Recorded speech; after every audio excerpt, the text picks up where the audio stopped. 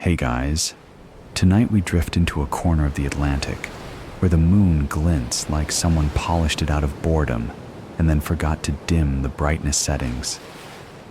You're balancing on the edge of a restless deck, the kind that creaks just enough to remind you it could betray you at any moment. And honestly, if you knew the full weight of the story you're about to step into, you might turn around, claim you twisted your ankle climbing aboard, and politely excuse yourself back to a life that does not involve emotional turbulence disguised as ocean breeze. If you enjoy these quiet journeys, I invite you to like, subscribe, or share a thought below. It helps others find their way here too, one sleepy soul at a time. But for now, just breathe. Allow your eyes to grow heavy and your body to soften, and let the hush of winter carry you to sleep. Let's begin. You stand on a ship that barely keeps itself together, the planks soaked with the stubborn chill of a Caribbean night that pretends it's gentler than it is. The moon stretches a long silver road across the waves, and you follow it like someone walking into a confession booth they didn't make an appointment for. This is where you meet the outline of a life. Mary reads life before anyone knew her name, before the noise of piracy and war clung to her like salt, before every mask she ever wore hardened into survival. Tonight, you're catching her in the moment the tide of her story first shifts. The sea isn't loud here. It's too busy listening. You move along the deck as though the timbers themselves are pointing you to a story that begins not with cannons or headlines, but with a woman standing in the moonlight, holding a lifetime of secrets she never planned to carry. She isn't speaking, not out loud, but you hear her anyway, in the hush between waves. And in that quiet, you sense the beginning of something that history never really got right, something scholars still argue about in dusty conference halls where the coffee is bad and the microphones echo just enough to make everybody grumpy. What was the moment Mary Red realized the life she lived wasn't the life meant for her? You watch the waves nudge the hull, a rhythmic tapping like the ocean trying to get your attention. The answer isn't carved anywhere, not in letters or logs or crew rosters. It lives in the small fractures of her timeline, the kind historians sift through with tweezers and patience because, frankly, Mary left more questions behind than answers. But this moonlit hour on the deck is as close as you'll ever get to the truth. You're not witnessing the dramatic turning point of a pirate legend. You're witnessing the soft turning point, quieter, heavier, and far more human. History likes to start Mary's tale with the reveal, the moment people learned she wasn't the man they thought she was. Dramatic, sure. But real stories never begin with the twist. They begin with the subtle, slow burn ache of becoming someone you didn't ask to be.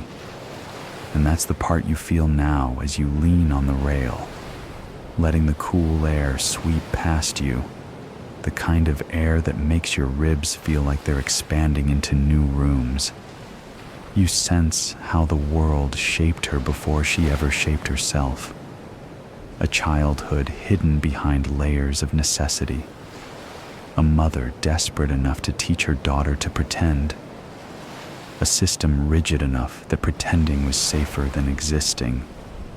That's the part you feel in the breeze, sharp, quiet, uninvited. And still, the sea calls her. The moon above you has watched centuries of sailors pretend they knew what they were doing, so it doesn't judge you for standing here, staring into the water, knowing full well you're about to get emotionally invested in someone who lived 300 years ago and absolutely did not ask for your sympathy. The ocean, for all its dramatics, is kinder than most people think. It recognizes souls like hers, restless, misfiled, constantly shifting between who they are and who they're told to be. You feel the ship sway again, a reminder that history is never as stable as textbooks claim. Scholars still debate whether Mary's earliest years were marked by survival alone, or whether something more tender flickered beneath the surface, tiny sparks that shaped the woman she'd become. And honestly, the arguments say more about historians than about Mary. People argue where the records are silent, because silence is uncomfortable. But silence is where she lived most of her life. Tonight, you get to walk into that silence. The wooden boards under your boots offer no drama. They simply carry you toward the central question, humming through the night air. What does a person do when their entire identity is a solution to someone else's problem? You imagine her answering not in words, but in movement. The way she walked, the way she held her breath around people who expected one version of her, while she quietly built another. The moonlight spills across the deck in long strokes, almost like a painter deciding to highlight the places she would have stood, the gestures she might have repeated without thinking, scanning the horizon, pressing her thumb along a blade she wasn't supposed to carry, tugging her coat tight like she could hide herself inside its seams. Most people remember the pirate. Few remember the girl who learned to fold herself into shapes that made her less noticeable. But you're standing on the deck where those shapes start to break. The sea air tastes like freedom she hasn't earned yet, but she senses it, the way you sense a storm before a single cloud forms. A stray detail drifts into your mind, the kind history books tuck into footnotes like they're afraid to take it too seriously. Sailors in Mary's era believed moonlight could pull secrets out of you if you stayed under it too long. Whether or not that's true, scholars still debate. But you're standing in the kind of glow that makes even you want to confess something. It makes sense that Mary's truth began to shift here, under this same silver-blue hush. You rest your palms on the rail and look out toward the horizon, knowing this isn't a beginning in the traditional sense. It's more like stepping into a room where someone's been waiting for you. Not visibly, not literally, but in the way their story aligns with your breath, calling you deeper before you even know where you're heading. And tonight, you follow. You step off the moonlit deck as if the planks themselves are nudging you toward the beginning. You know, the real beginning. The one history tends to hide because it isn't flashy enough. No cannons, no duels, no dramatic theft of a governor's favorite wig. Instead, you find yourself drifting through the early, crooked corridors of Mary Read's childhood, a place so small and dim, you almost have to duck your head just to fit inside the memory. The air here is different, thicker, dustier, carrying the quiet weight of a life shaped long before Mary learned the meaning of choice. You feel that weight settle onto your shoulders as the outline of a tiny English cottage sharpens around you. It leans slightly to the left, like even the architecture is exhausted from trying to survive the late 1600s. You push open the door, not physically, more like emotionally, because the story is already unfolding, and you're simply being ushered in. Inside, you feel an unease that has nothing to do with danger and everything to do with necessity. Mary isn't born into freedom or stability. She's born into a problem her mother needs to solve. A problem with rules, a problem with money, a problem with men who vanish but leave obligations behind. You sense the lines of those pressures pressing into the walls around you. This is the part of her life historians still argue about. What exactly drove her mother to disguise Mary as a boy? Was it desperation, strategy, an act of rebellion dressed as practicality? No one agrees, but standing here, you feel the truth more than you understand it. Survival was the only currency, and pretending was the only way to earn it. You watch the tiny flickers of candlelight as they waver across a cradle that shouldn't feel as heavy as it does. The room is crowded, not with objects, but with expectations. A grandmother who wants one thing, a world that demands another. A mother trying to thread a needle through the impossible. And in the middle of it all, a baby girl who will one day become a pirate, a soldier, a ghost in history's blind spot. But for now, she's just a child wrapped in cloth, dyed in the color of someone else's plan. You feel yourself lean in, drawn by the subtle tension in the air, the kind that makes you want to whisper, even though no one here can hear you. Mary's mother lifts her, adjusts her clothes, smooths her hair with a trembling hand that carries too many consequences. You can almost sense the single thought burning in her mind. A son will be provided for, a daughter will be dismissed, and there it is, the foundation of a life built on disguise, not as a choice, but as a strategy, not to deceive, but to survive. It hits you that this moment isn't dramatic at all. It's heartbreakingly ordinary, and that's what makes it so monumental. Because you're witnessing the construction of an identity Mary won't understand for years. One tiny shift in cloth, one small adjustment in pronouns whispered to nosy neighbors, one decision that will ripple all the way to the Caribbean, shaping who she becomes long before she knows she has options. You step back and feel the room tilt just slightly, enough to remind you that nothing here is secure. England at this time is a patchwork of poverty and pretense, where families pretend to be fine until reality taps them on the shoulder. The poor laws, the inheritance traditions, the endless grind of survival, all of it presses into the space where Mary grows. You remember one of those odd historical footnotes scholars love to bring up. In some villages, baby clothes weren't strongly gendered at all, which technically made the disguise easier. But of course, historians still debate that too, because debating obscure details is their favorite sport. As you wander deeper into this memory of a childhood home, you notice how silence becomes a character on its own. Not an empty silence, more like a tight, stretched silence trying not to snap.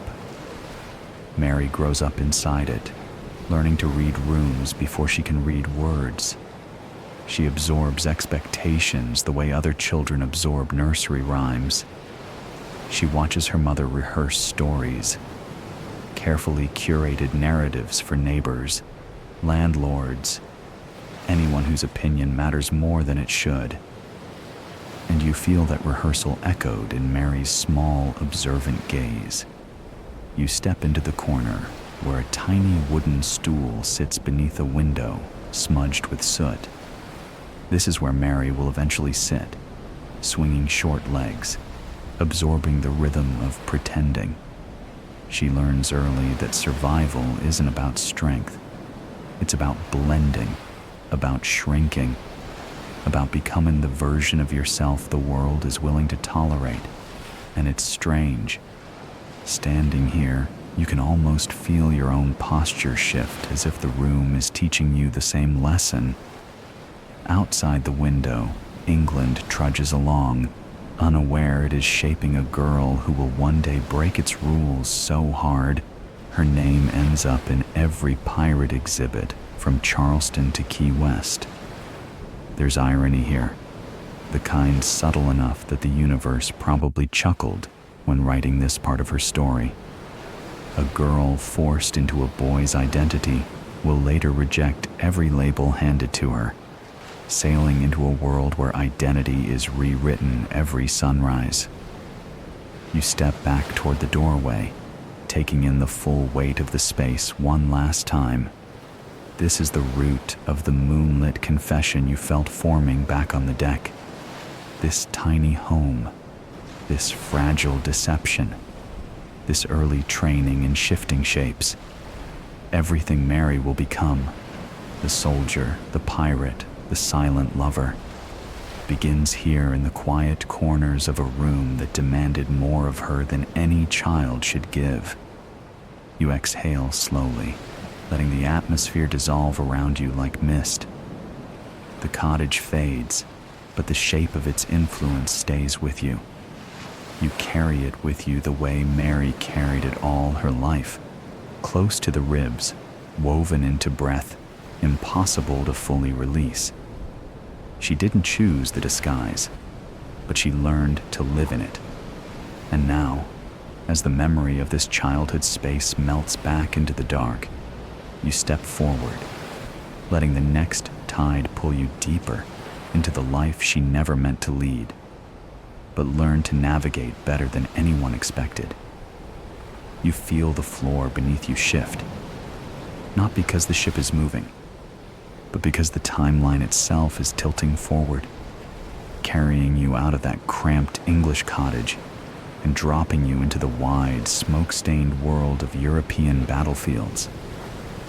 You barely have time to adjust before the air changes again. It grows harsher, metallic, tinged with the kind of cold that isn't weather, but circumstance. You inhale, and the scent carries the unmistakable truth. Mary's childhood disguise wasn't meant to stay a childhood thing. It was being reforged here, in the shadow of armies marching toward places they hoped would not kill them. You step onto muddy ground, your boots sinking just enough to remind you that nothing about this part of her life is clean or stable. You're standing on a road used by more soldiers than carriages, cutting through a Europe tangled in conflict. The 9 Years' War, the War of Spanish Succession, names that sound like heavy chapters from a history textbook, but feel, in this moment, like a backdrop of noise that pulls Mary forward, whether she wants it or not. War has that habit. It scoops people up like scattered grains on a table and shakes them into new configurations. You walk alongside the path Mary once took, not literally, but with enough closeness that you feel the ghost of her footsteps keeping pace with yours. She's older now, a teenager who has grown into the shape her mother constructed, so convincingly that the world sees a young man where a girl once hid. You sense the duality she carries, compact and quiet. A disguise that started as necessity has sharpened into a kind of skill. She blends instinctively, speaks sparingly, watches everything. And here, on the cusp of war, those traits finally reward her. You hear the distant rumble of soldiers drilling, not clashing steel, nothing dramatic, just the monotonous rhythm of boots and commands, the kind of sound that blurs into background if you stand there long enough. It's here Mary first glimpses a strange paradox. The military, rigid and unforgiving, is also the first place she feels something resembling opportunity. A world where the rules are harsh but clear. A world where effort matters more than birth. A world where no one questions why she walks, talks, or works the way she does, as long as she follows orders and survives. You move through rows of tents stretched across a field that looks tired of hosting conflict. The fabric flaps in a wind that can't decide if it's cold or just dramatic. You catch glimpses of men sharpening blades, patching torn coats, writing letters home with the urgency of someone trying to outrun time itself. And somewhere within these rhythms, you sense Mary absorbing everything. She learns how to hold a weapon with competence rather than fear, how to march in step with a unit without drawing attention, how to adapt to a world that still doesn't know it has admitted her under false assumptions. A stray memory floats to you, one of those peculiar historical tidbits that sounds too odd to be true. Soldiers of the era often shared bedrolls to keep warm, something scholars still debate the awkward logistics of. And yes, imagining Mary navigating that without revealing her secret feels like a challenge few of us would survive with our sanity intact. But she manages, slipping into anonymity with a skill so smooth, you can almost feel the effort it takes to maintain it. Not every historian agrees she fought as a full-fledged soldier. Some insist she served more quietly, taking on support roles between battles. Others argue passionately that she saw real combat. The arguments go back and forth like an academic tennis match, where nobody wins because nobody was actually there. But as you stand in the middle of this imagined field, you feel a truth that doesn't need footnotes. Whatever role she held, Mary learned to belong to a world that demanded she carry her secret like a second spine. You walk farther, following the thin trail of her life, one shaped not by glory, but by small, persistent acts of endurance. She works harder than needed to avoid suspicion. She keeps her voice low, her gestures measured. She becomes a study in efficient invisibility. And yet, under all that, something else begins to pulse. Something the disguise can't hide. Something the army unintentionally nurtures. A sense of agency. A realization that she can choose her path, even if the world keeps trying to choose it for her. The sky overhead darkens slightly, not with storm clouds, but with the mood of a landscape shaped by too many battles. You feel her developing resilience in your own chest, a heaviness that doesn't sink but solidifies. It's here she learns not only to endure, but to move forward, to reset, to reshape. In a world that offers her no safe place to belong, she discovers the one place still available: momentum. You reach a clearing where the wind carries the distant echo of drums. The rhythm settles into your bones like a heartbeat, too steady to ignore. Mary would have marched to this, step after step, through fields that didn't care who she was or what secret she carried. She would have watched the horizon blur into colors of smoke and dawn, feeling herself pulled towards something larger than the quiet cottage she'd left behind. And that's when it hits you. This chapter of her life isn't defined by violence, but by transformation. The army teaches her how to move in the world with autonomy, how to fight if needed, how to stand her ground, how to disappear into a role while quietly building the foundation of the life she hasn't yet imagined. You breathe in the cold air, letting it sit heavy in your lungs before slowly releasing it. The landscape fades around you, but the feeling doesn't. You're carrying the shape of Mary's early resilience with you, woven into your stride like a shadow that learned how to keep up. This is where she first learns to live on her own terms, even if the world still thinks it's teaching her something else. And as the wind pushes gently at your back, you step forward into the next bend of her life, the one waiting just beyond the thin smoke of distant fires. You move through the early hours of Mary Red's adulthood like someone slipping into a pair of boots that were never made for your feet, tight in all the wrong places, stiff where you need softness, and somehow always announcing your steps louder than you want. Because living as a man in Mary's world isn't a costume she wears just for adventure. It's an everyday performance, as constant as the tide and twice as punishing. And tonight, under a sky that feels stretched thin as parchment, you get to walk beside her as she perfects the art of survival while pretending to be something the world expects instead of something she is. You wake into her mornings the way she does, with a small inhale, measured and slow, the kind that checks whether danger has arrived while she slept. She rises with the rhythmic clatter of a military camp or a merchant vessel, depending on which stage you catch her in. But the feeling is the same. Bodies moving around her that assume she is one of them. One of the boys, one of the men. One more loud voice in a world trained to ignore softness.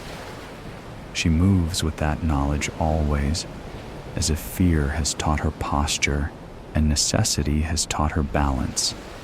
Her daily routine becomes a quiet choreography. She tightens her coat in a way that hides curves she's never had the luxury of owning publicly. She fastens her belt so the knife sits just right, easy to reach, hard to question.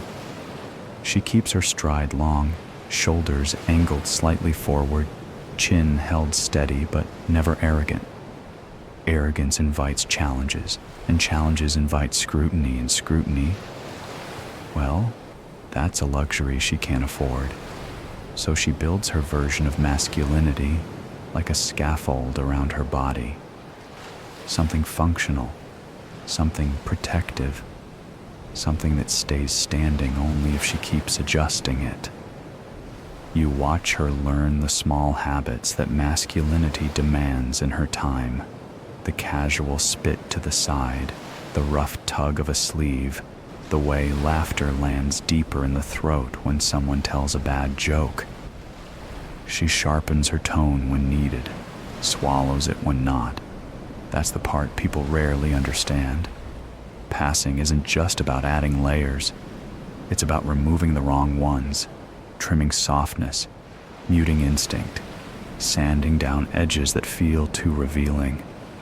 It's exhausting, but exhaustion has never been a good enough reason to stop. The world sees Mark Reed, the soldier, sailor, mercenary, drifter, whatever role she occupies in a given season.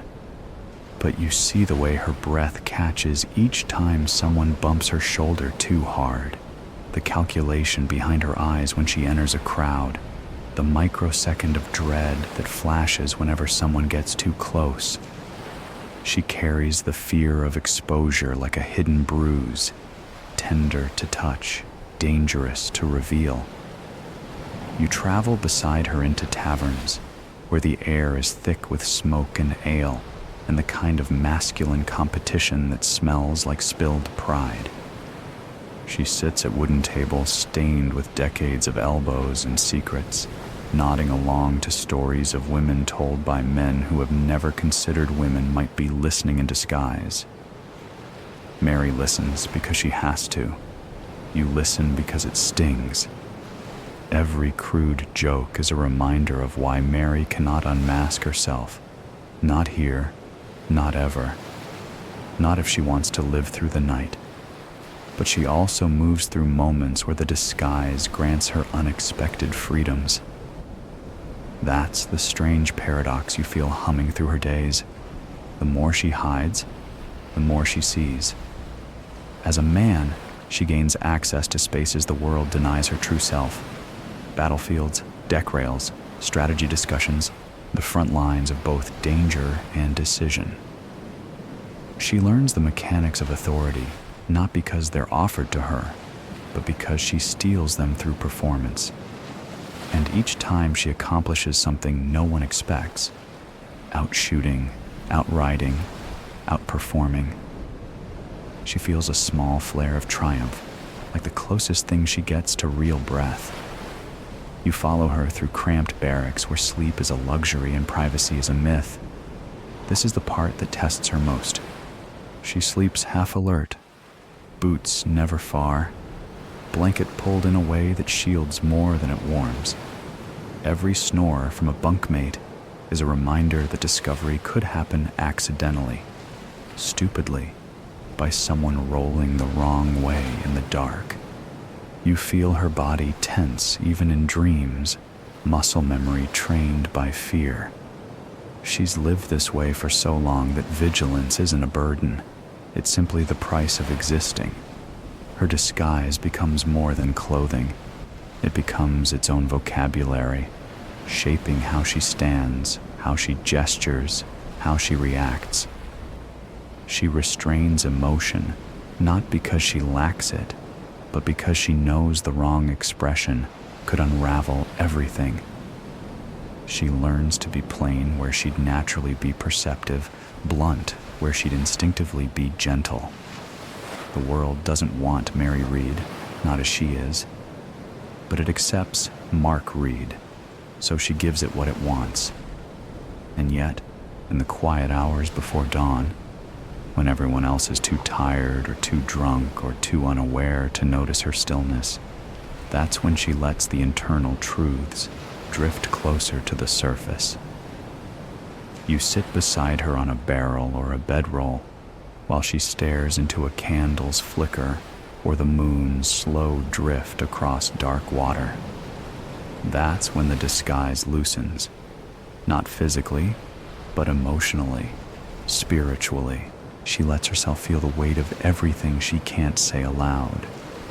Her silence is thick enough to touch, and if you lean in closely, you can sense what she never voices, the longing to simply be herself, whatever that self truly is, in a world that refuses to allow it. But dawn always returns, and so does the performance. The coat is buttoned, the voice is leveled, the steps fall into the expected rhythm. You move with her back into the noise, back into the living theater where survival depends on never missing a cue. She blends in, but you can see the truth. She's a single spark hiding inside a lantern built to look like everyone else's. She's protected, but dimmed, safe, but never free. And yet, somehow, she keeps walking forward. Because the path that begins in disguise has already taught her something vital. That identity isn't always what the world sees, but what you carry quietly inside, guarding it like a flame you refuse to let wind extinguish. And Mary Red, even now, is guarding hers with everything she has. You first feel it before you understand it. A kind of pull, soft but certain, like the sea has hooked an invisible finger into the fabric of your coat and given the gentlest possible tug. Not enough to alarm you, not enough to demand obedience, but enough to make you pause, enough to make Mary pause. And that's how you know this chapter of her life is about to shift, not with a shout, not with a battle cry, but with that quiet, irresistible invitation from the water itself. You follow her as she leaves the European mainland behind, though leaves is too graceful a word for what's happening.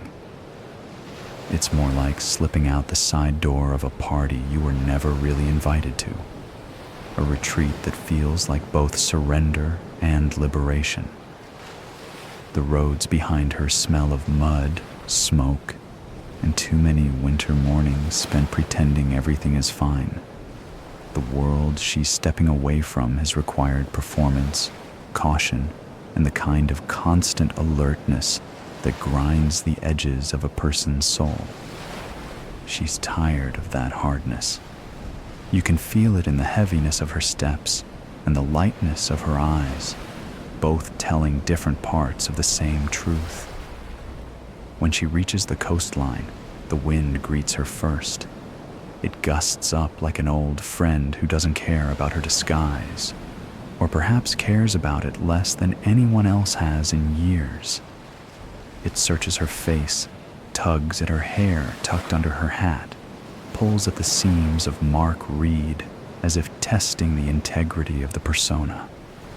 The wind seems to say, "You can set that down here, if only for a moment."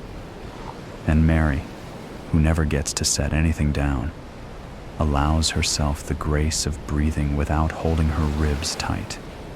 You move with her along the docks, where salt crusts every rope and lantern glass, and the boards creak under the collective memory of thousands of departures.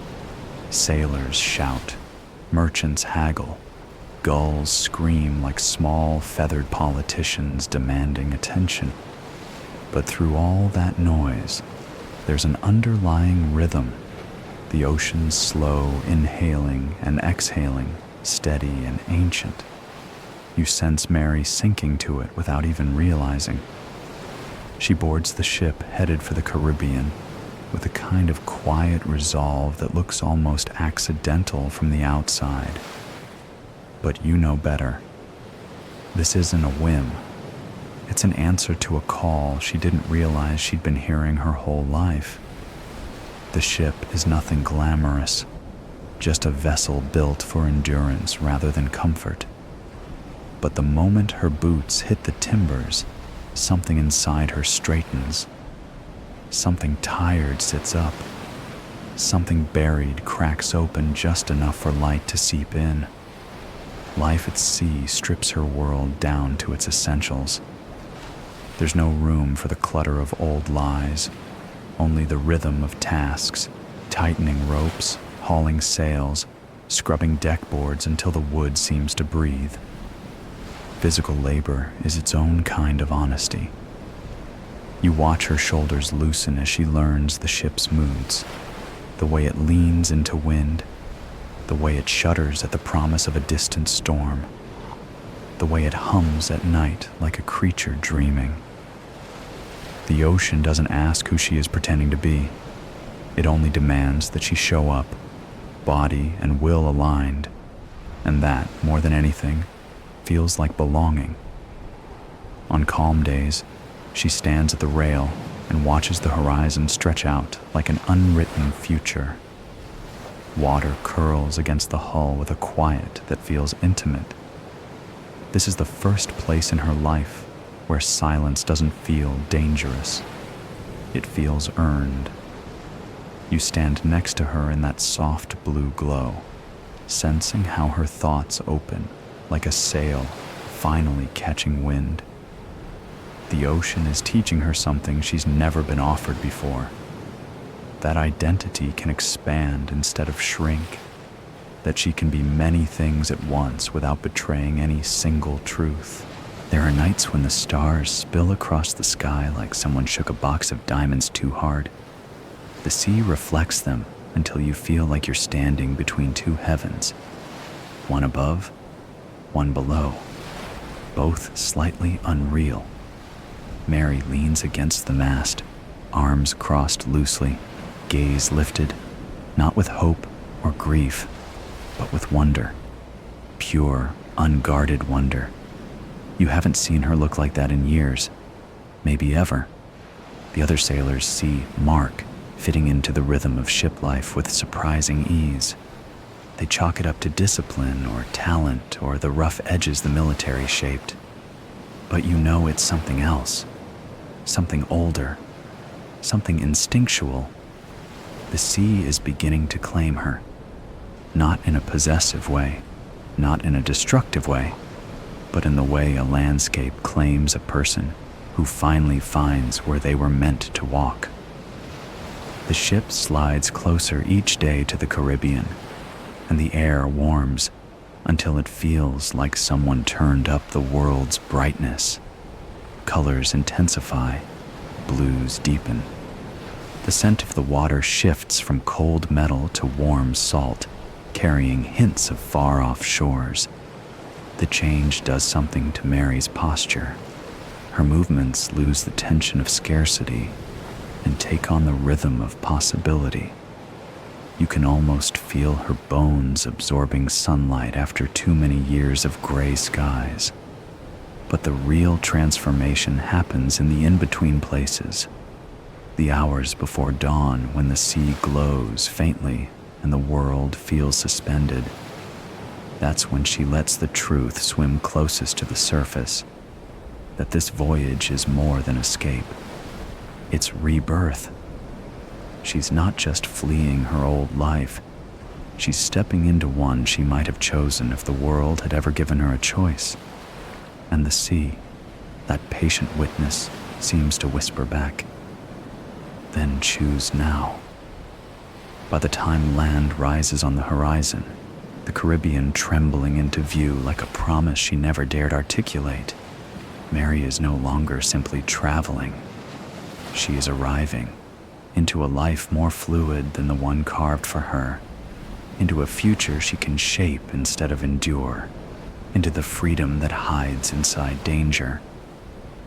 And the sea, its invitation finally accepted, welcomes her with a shimmering calm that feels like the closest thing Mary Read has ever had to a homecoming.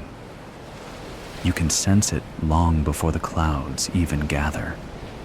The way the air thickens, the way the sea holds its breath, the way every rope on the ship seems to twitch like it's bracing for whatever is about to arrive. Storms at sea have personalities. Some are loud show-offs, some are gloomy sulkers, and some, like the one rolling toward you now, carry the quiet confidence of something that knows it can rearrange your life if it wants to. And as you watch Mary Read squint toward the darkening horizon, you feel it.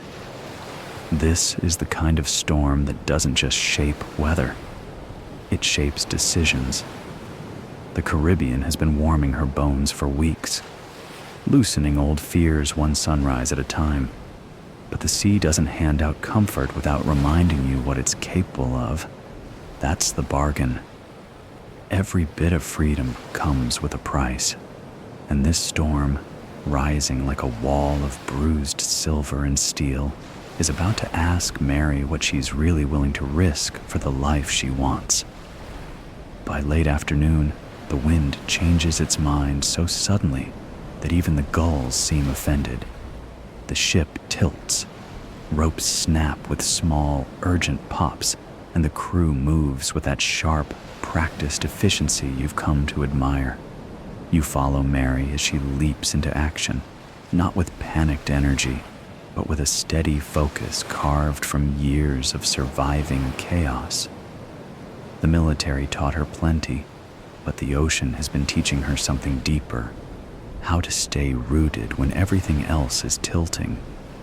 Waves rise like moving cliffs, climbing higher each minute until the horizon disappears behind them. Rain sweeps sideways, stinging your face hard enough to make you wonder if weather is supposed to be able to do that. The ship groans under the strain, timbers flexing in ways that would definitely void any modern warranty. And Mary anchors herself at the rail, soaked through, boots sliding just enough to remind her that staying upright is also a choice. In the chaos, you catch something in her expression, not fear, though fear would make perfect sense right now. No, it's something sharper, something like recognition, like she's looking into the eyes of a familiar test. This is the moment where she feels the first tremor of rebellion, the tiny spark inside that whispers she was not made for quiet obedience. Not forever, not anymore. As the ship heaves upward on a wave that feels tall enough to scrape the belly of the sky, you brace yourself along with her. Your breath catches, her jaw sets. The world rises and drops in the space of a heartbeat, and then the storm makes its real offer. Not with words, but with pressure, force, and the absolute reminder that nothing in this life is guaranteed. This is where Mary understands something she's been sensing but not naming. She doesn't want to serve anymore. Not kings, not captains, not governments, not structures that ask her to shrink to fit their shape. The sea doesn't require shrinking. The sea requires boldness. And boldness, she's learning, feels suspiciously like belonging. A piece of rigging snaps above you with a sound like a gunshot. A heavy beam swings loose, crashing across the deck and splintering against the rail inches from Mary's shoulder. Everyone freezes for a moment, not because accidents are rare, but because some accidents speak louder than others. This one feels like a punctuation mark at the end of a sentence Mary hasn't admitted she's been writing. She steadies herself, breath heaving, adrenaline spiking in a clean, electric line down her spine. Pain flashes across her palms where rope burned through skin, but she doesn't even look at it.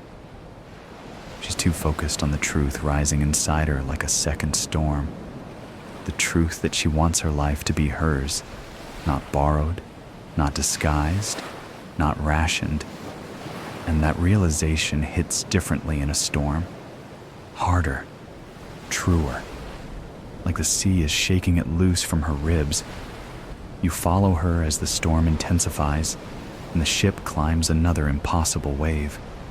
Water crashes over the bow, soaking everyone in blind, salty force. But Mary keeps moving, keeps climbing, keeps choosing the work that keeps the ship alive.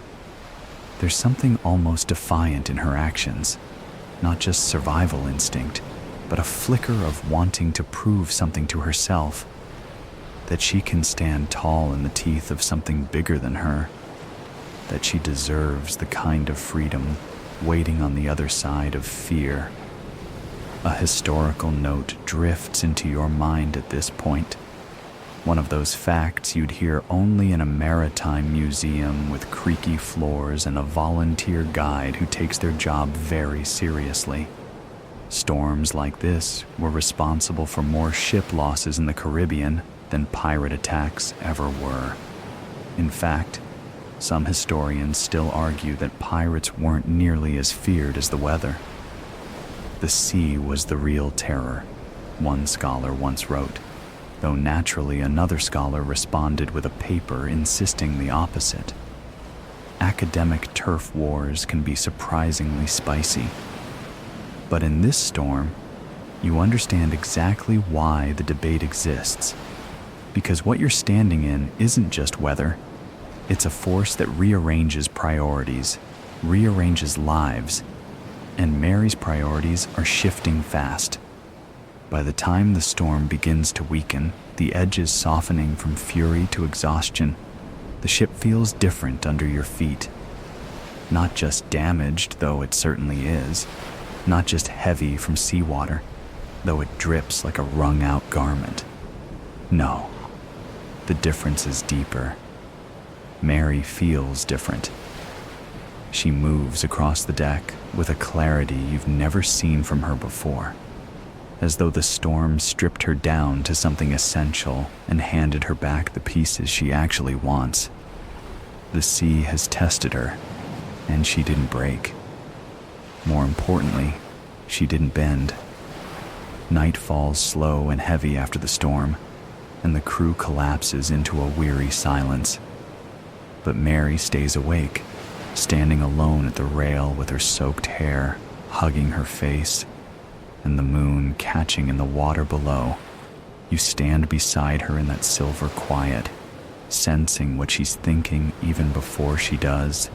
This life, the ordered one, the obedient one, will never be enough for her again. The next time the sea offers danger, risk, rebellion, she won't look away. You don't wake up on the morning everything changes. You notice it, the way you notice a current pulling beneath the surface. Steady, directional, patient. Mary feels it too. It's not drama or prophecy or some ocean-sized epiphany. It's quieter than that, subtler, like a door opening somewhere behind her ribs.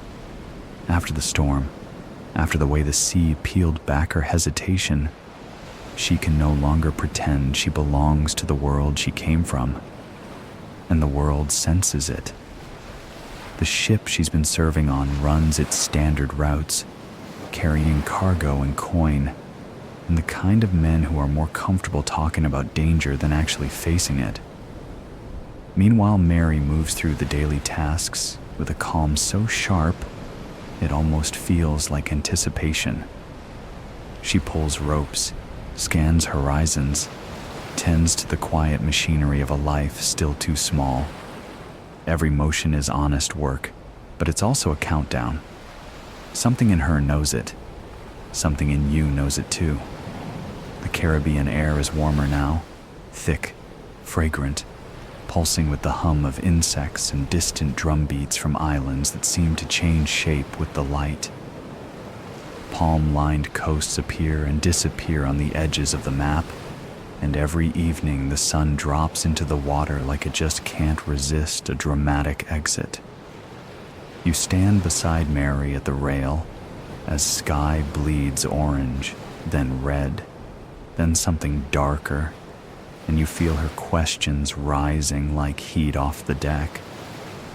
What if she didn't just serve the sea? What if she actually belonged to it?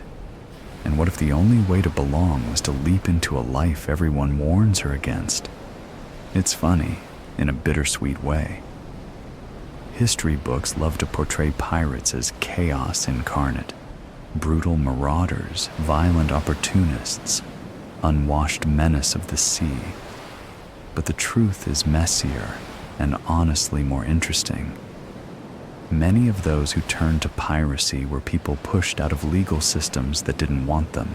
Debtors, escaped servants, seekers of something better, sailors fed up with unequal pay and impossible discipline.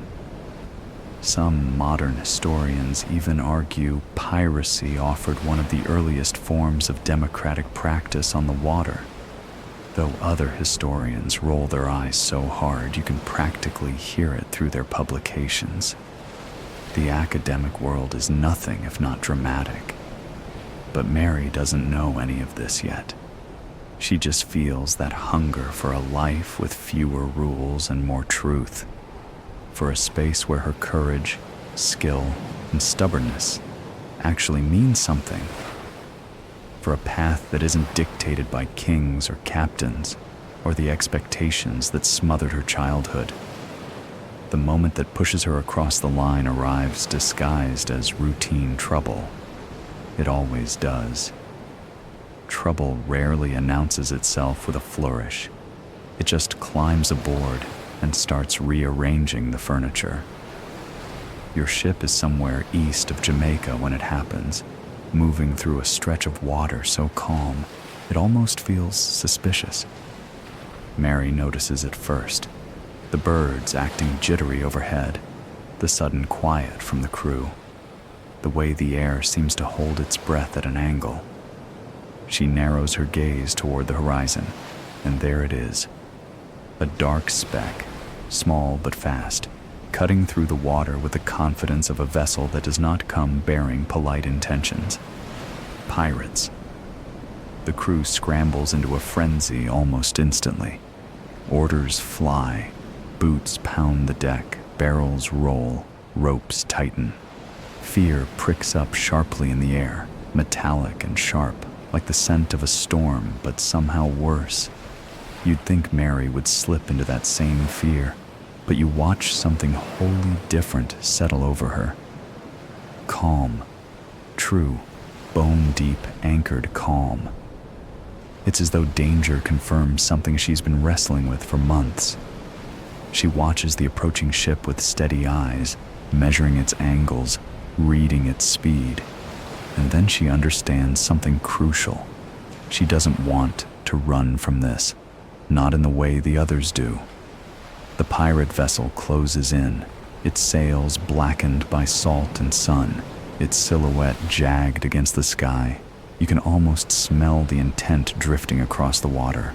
Some pirates raid for gold, some for supplies, some simply because boredom is a dangerous emotion. But Mary, She sees opportunity disguised as threat, an invitation hidden inside chaos. The first shot rings out, loud enough to vibrate through your chest. Your ship jolts under the impact, splinters flying, men shouting. Fear thickens, but Mary holds steady, ducking into position not because she's terrified, but because she's calculating her next move. You can see the line she's standing on. 1 foot in the world that wants to limit her. 1 foot in the world she's suddenly desperate to walk into. When the pirate's board, fast, confident, efficient, you expect panic. Instead, there's a strange order to it, like watching a tide come in with teeth. Mary assesses them instantly.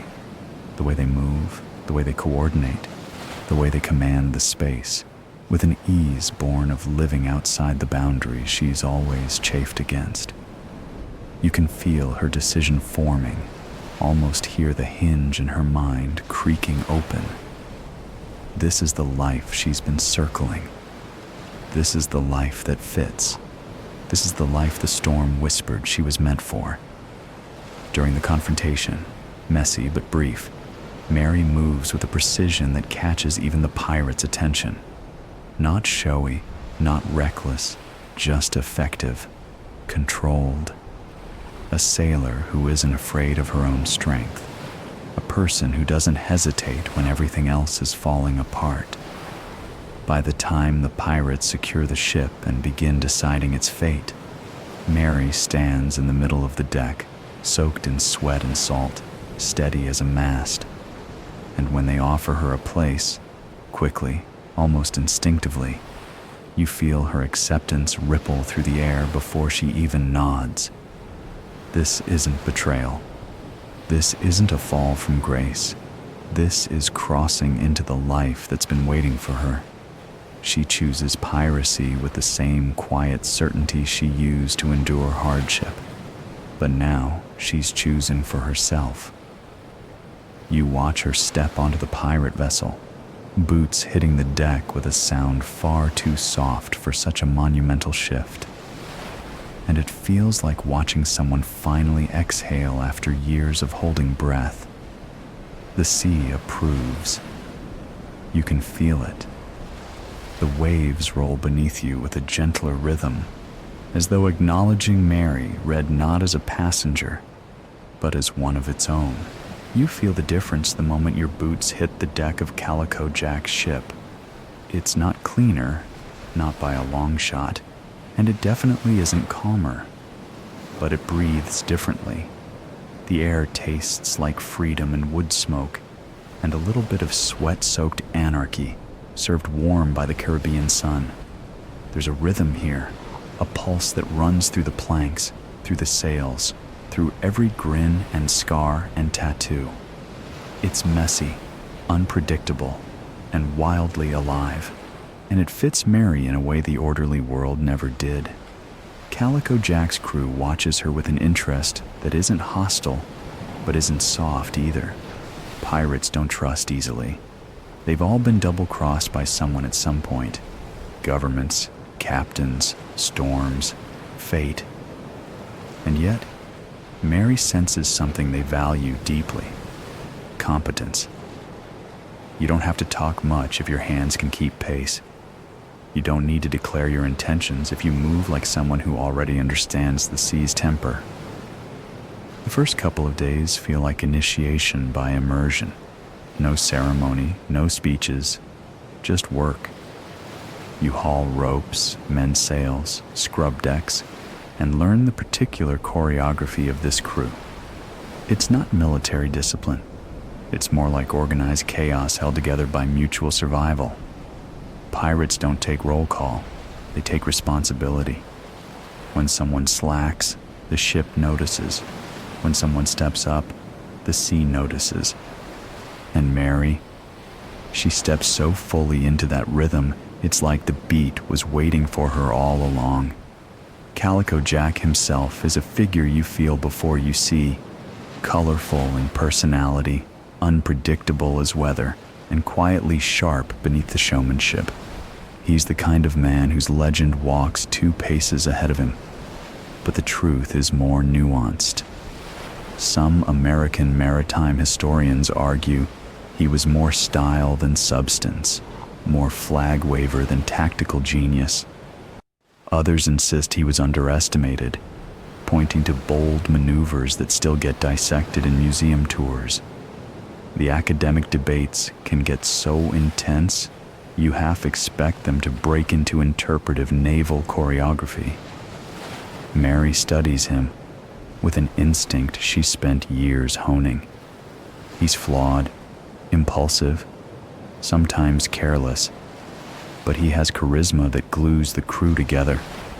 And more importantly, he gives people room to become themselves. That's something Mary has never been offered before.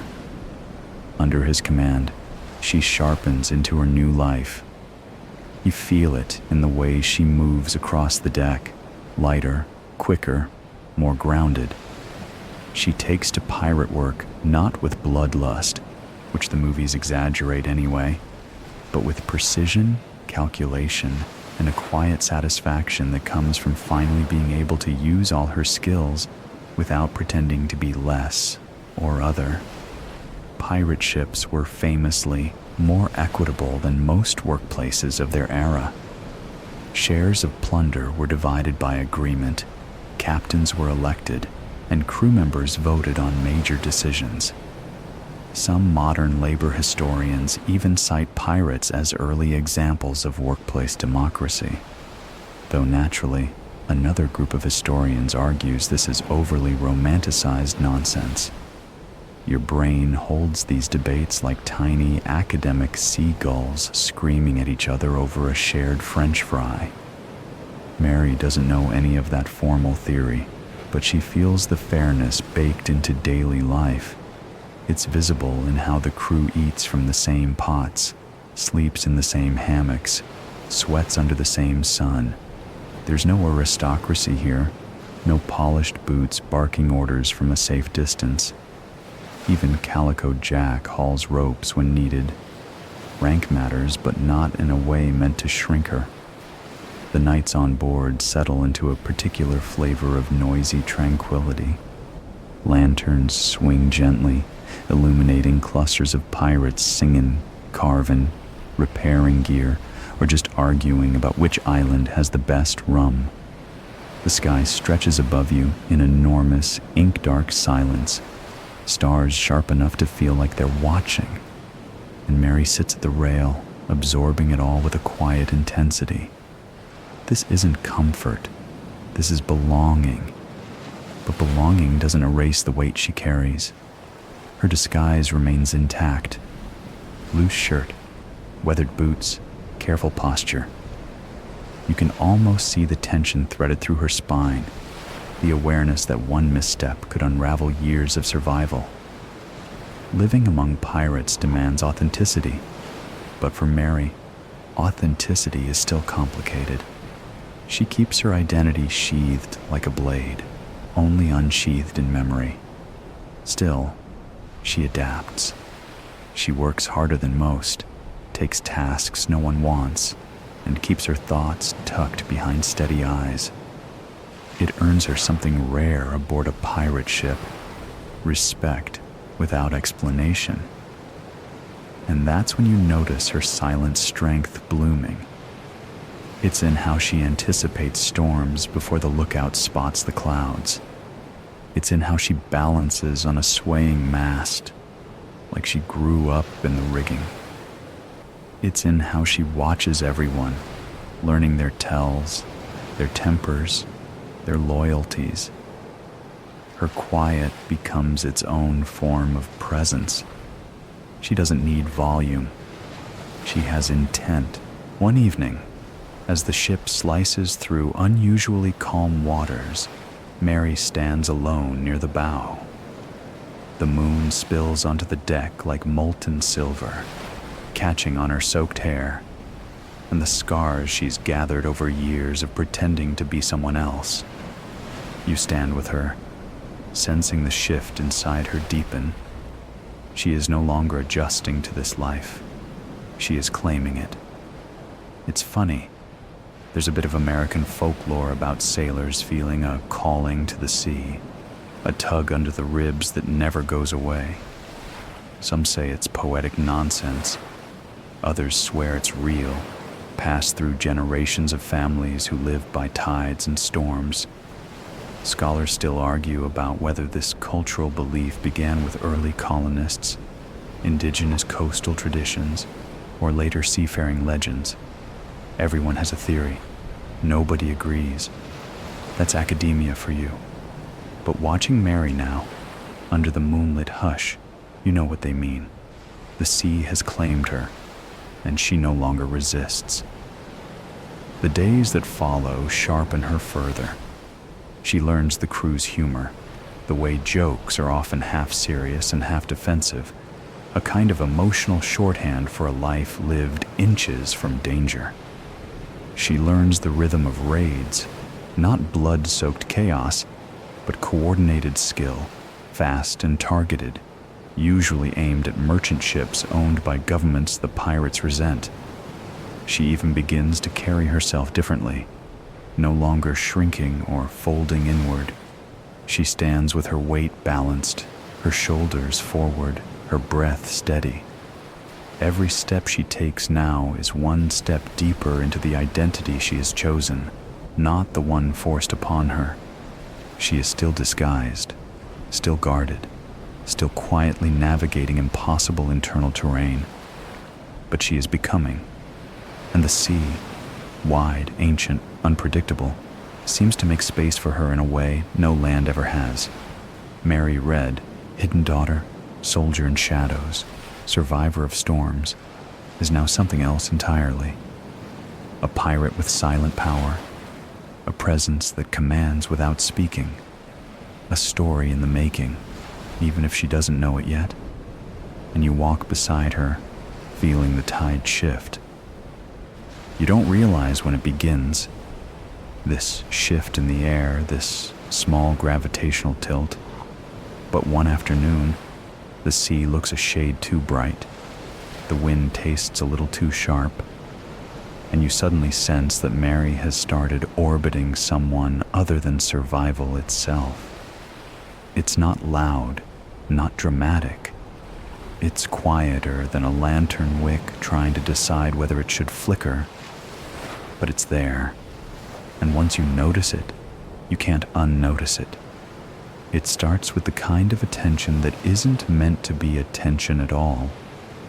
You watch Mary move through Calico Jack's deck with her usual steady precision, the kind of purposeful silence that seems carved rather than grown. She walks as though the world might crumble if she steps too lightly or too hard, as though balance is something she has to earn every moment. And then there's Anne Bonny, sharp as Caribbean heat, wild as a flag whipping free from its rope, and somehow so present that even the ocean adjusts its breathing around her. The two of them should have been natural opposites, the kind that repel on instinct. And yet, as you drift beside Mary, something in her changes when Anne walks past. It's not her expression. Mary's face rarely offers that kind of luxury. It's something more internal, a tightening in her stillness, a quiet shift in her awareness, like she's bracing for a wave she's secretly hoping will hit her. Mary never seeks Anne out. That isn't her style, but she listens. She listens when Anne's boots thud across the wood. She listens when Anne tosses her hair back like she's challenging the sunset to outshine her. Mary listens in that way someone does when the act itself is dangerous, when attention becomes its own kind of confession. And Anne, well, Anne notices Mary's noticing. Of course she does.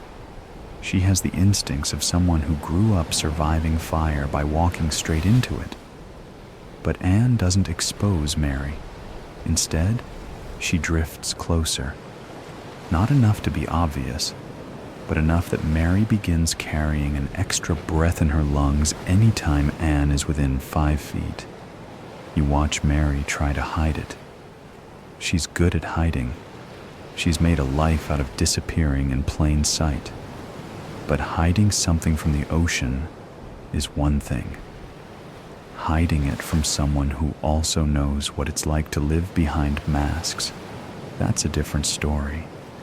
Anne sees too much, feels too sharply, burns too brightly to pretend she doesn't notice the gravity tugging quietly between them. They become a kind of paradox. Two secrets orbiting each other, each pretending the other is just a coincidence. And you're caught in the space between them, seeing every shift in the tide that they won't admit is happening. You see it when Mary sharpens her blade with a little more focus if Anne is nearby, as though she needs something steady to anchor herself. You see it when Anne lingers at the side rail longer than she needs to, staring at the horizon like she's trying to decode her own restlessness. You see it in the moments when their paths cross and the air between them tightens, filled with a silence so alive it almost hums. This isn't loud, reckless pirate affection. It's something softer, dangerous, because of its softness. The kind of connection that can't be spoken, not just because speech would break it, but because speech would make it real. And real is risky. In a world where tomorrow is a gamble, even the sea refuses to predict. Mary's bond with Anne becomes the most profound, unsaid thing you've ever witnessed. It grows in the corners of the ship, in the unclaimed spaces, in the shadows cast by sails that flap like restless hearts.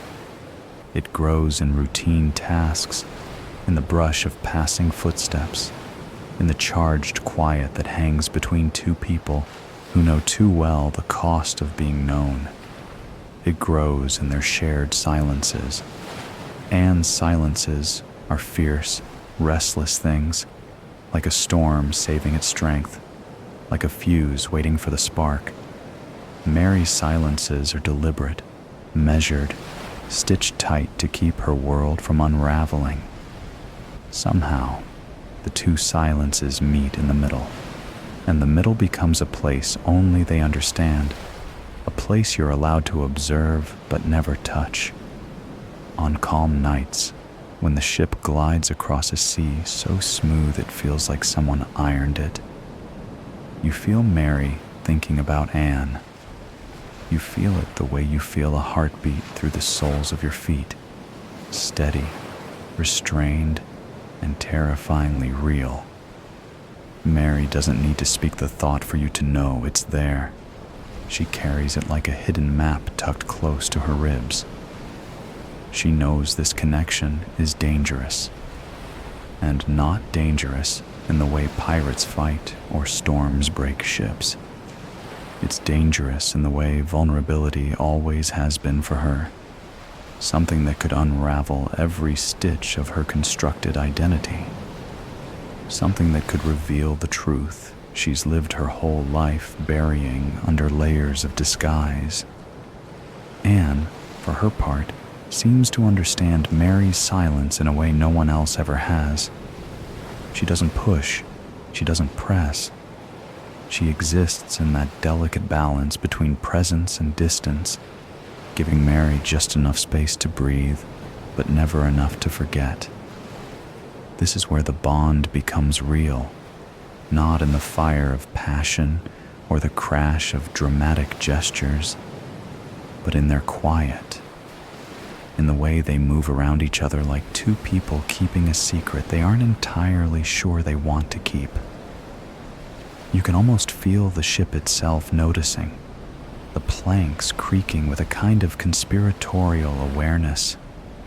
Even the sea seems to soften around them, like it knows something fragile is forming and decides, for once, not to tear it apart. But the ocean never forgets what it is, and neither does fate. Mary's bond with Anne is beautiful, but it is also a countdown, a quiet pulse ticking under the surface, a fragile, trembling truth gathering weight with every chapter of their unspoken connection. And as you stand in the middle of it, feeling their two silences intertwine like threads no one meant to weave, you understand something Mary herself hasn't admitted. What she feels isn't just recognition. It isn't just kinship. It isn't just fascination. It's the first fragile shape of love, dangerous, impossible, unspoken, and it has already begun to change her, whether she's ready or not. When the wind picks up and carries the scent of coming storms, you know it's only a matter of time before this bond, this quiet, powerful, wordless bond, demands a truth Mary may not yet be strong enough to give. You feel it before Mary does. The shift beneath her ribs, the way something small and bright begins glowing where she usually keeps only steel and survival. It grows quietly, the way moonlight seeps through shutters even when someone tries to bar the windows. And because you've been beside her long enough, you realize what she refuses to name. Love doesn't need permission to exist. It just finds a crack, slips in, and makes itself a room. Mary tries to blame it on everything else: the sea, the heat, the strange comfort of belonging to a crew that doesn't ask too many questions. She pretends it's just the natural closeness of pirate life, the collision of people thrown together in danger and salt air. But you know better. You've seen that tiny spark every time Anne walks past. The spark Mary crushes quickly, like she's afraid it'll grow large enough for someone else to see. She wears her disguise like armor, but love has no respect for armor. It slides between the plates, settles deep, and waits. You notice it spreading during ordinary tasks, Mary tying knots with a little too much precision when Anne is at the rail, Mary checking her weapons twice when she knows Anne is joining the shore party, Mary's gaze drifting, almost unconsciously, toward where Anne is laughing with someone else. It's not jealousy exactly. It's more like gravity, the way some stars pull others whether they want to or not. Anne isn't blind to it. That's the tricky part. She moves through the ship with a kind of restless brilliance, and you can tell she feels the pull too, even if she doesn't fully understand its direction.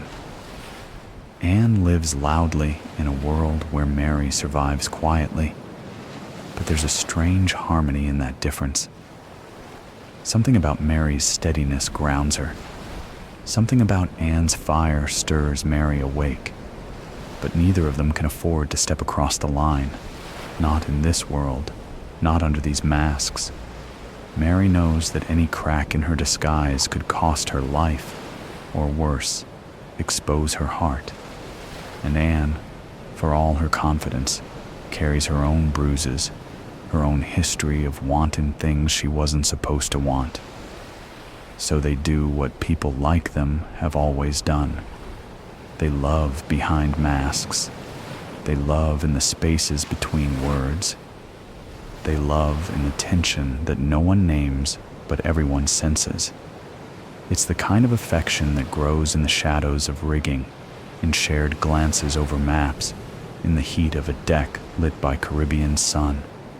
The kind that fills the air without sound, like humidity before a storm. One evening, the sky looks like it's been painted with melted copper, and the sea mirrors it back as though the world is on fire. Anne is on lookout duty, leaning against the mast, her hair catching the last bits of sunlight. Mary stands below, pretending to check the tension of a rope, though you both know she's memorizing the shape of Anne's silhouette. The moment is quiet, too quiet. It hums with the electricity of something waiting to happen. Mary tries to turn away first. She always does. But she hesitates, and that single hesitation betrays everything she's trying to bury. Because love has weight, even unspoken, it shifts a person's balance. You can feel Mary thinking through all the reasons this is impossible.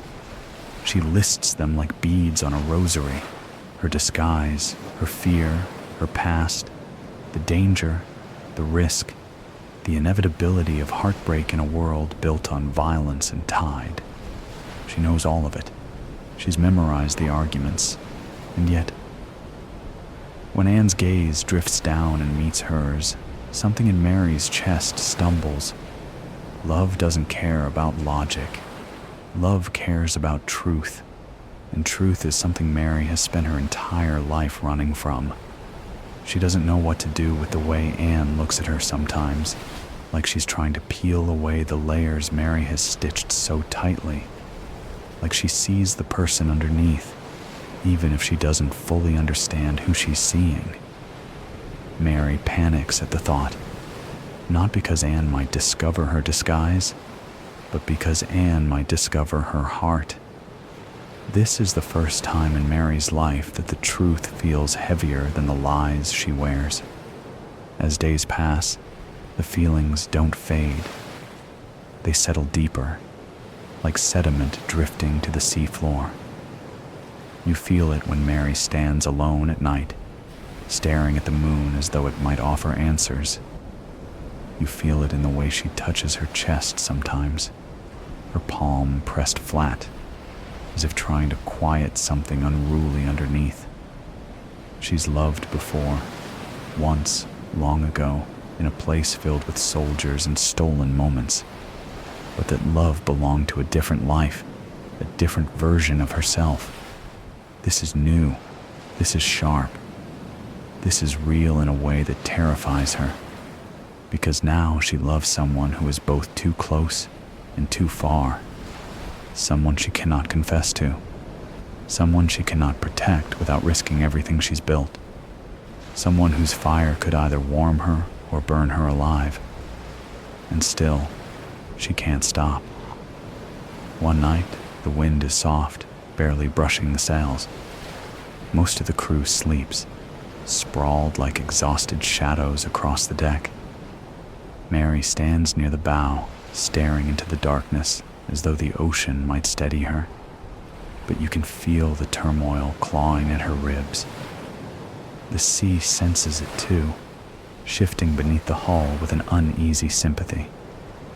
Anne approaches silently, her steps softer than usual. She stops beside Mary, not too close, not too far, just within the border of possibility. The moon lights their profiles in silver, softening the edges of everything sharp.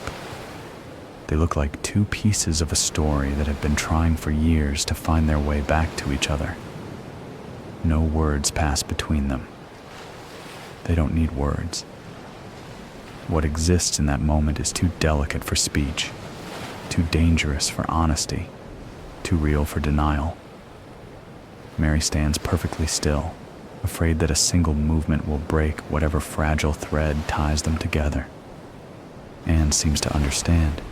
She leans her elbows on the rail, looking out at the waves with a quietness unusual for her. For a moment, the world rests between them like a held breath. And somewhere deep inside Mary, a truth forms. A truth she can't speak. A truth she can't bury. A truth she can't survive without. She loves Anne Bonny, not loudly, not recklessly, not in a way that demands the world bend around them. She loves her in silence, behind armor, behind masks, behind a lifetime of lies she built to stay alive. And the cruelest part is that Anne feels something too, something equally unspoken, equally dangerous, equally suspended between them like a lantern's trembling flame. But neither of them can reach for it. Not yet. Not here. Not in a world where truth is the sharpest blade of all. So they stand together, side by side, loving each other in the only way they can for now. Quietly, steadily, and behind masks that are beginning to crack under the weight of their own hearts. You feel the truth long before Mary admits she's carrying it. It settles inside her like a stone dropped into deep water, quiet at first, then sinking with a steady, unavoidable pull. Night after night, you watch her walk the deck alone, her steps light but her thoughts heavy, as if each one tugs at something buried farther down than she can reach. The sea is unusually calm these evenings, almost suspiciously gentle, as though it's trying to coax the truth out of her. You've learned by now that the ocean has its own way of getting involved in human matters. Sometimes it helps, sometimes it meddles. Tonight, it feels like both. Mary stands at the rail, fingers curled around the wood, her disguise wrapped around her like a cloak woven from a lifetime of practiced lies. You've never seen her this still. Usually, even in quiet moments, there's motion. Her hand checking a blade, her eyes scanning the horizon, her shoulders subtly tracking the crew around her. But not now. Now she just stands, as if she's afraid to move, afraid something will unravel if she shifts her weight even a little. You can tell what she's thinking about, though she would never speak it out loud.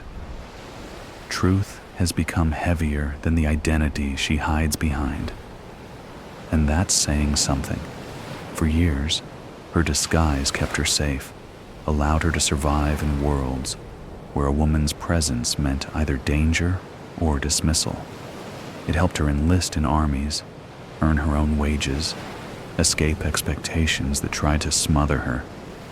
But lately, her disguise feels less like armor and more like a locked room she accidentally trapped herself in.